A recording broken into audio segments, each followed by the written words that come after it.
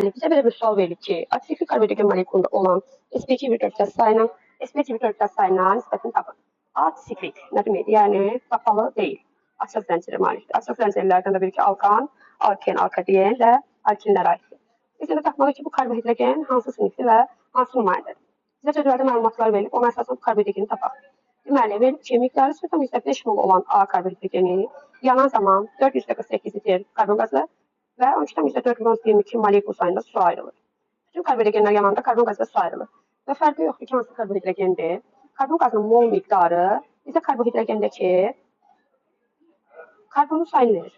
Yəni, mən tapsam ki, əgər nə qədər karbon qazı ayrılıb, onda buradakı x-i də tapa bilərəm. 0,5 mol karbonhidrogeni yanan zaman 448 litr karbon qazı ayrıqsa, 1 mol yananda 89,6 ayrılır. 89,6 litr də deməkdir ki, 4 mol karbon qazı deməkdir. 1 molun 23,4 litr isə 4 molda 89,6 litr olacaq.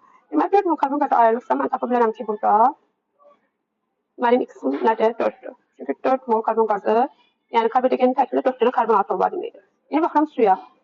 0,5 mol karbonhidrogen yananda 12,4 vuran üstü 22 su ayrılır. 1 mol yananda x.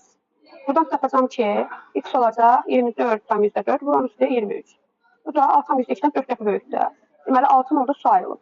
6 mol demək, 4 mol su ayrılıb. 4 mol su ayrılıbsa, deməli yazacaq ki, 4 mol H2O ayrılıb. Burada nə qədər hidrogen atom var? 8 dənə. Deməli, mənim karbonhidrogenimdə 8 dənə hidrogen var. C4H8, yəni CnH2 formuluna yoxdur. Bu siklik alkan ola bilər, bir də alken ola bilər. Amma bizə demiş ki, siklik deyil. Bunda alkenlərə aiddir və butendir bu. Danışdığımız karbonhidrogen, təsdiq edən karbonhidrogen butendir. Butenin qrafikini çəksək, bu şəkildə də çəkə bilərik və yaxud da bu şəkildə də çəkə bilərik, fərqi yoxdur. Hər ikisində 2 dənə sp2, bilirik ki, 2 qat ətrafındadırsa sp2. 2 dənə sp2 qalacaq. sp2 2 dənədirsə 3 bölü 2, 6.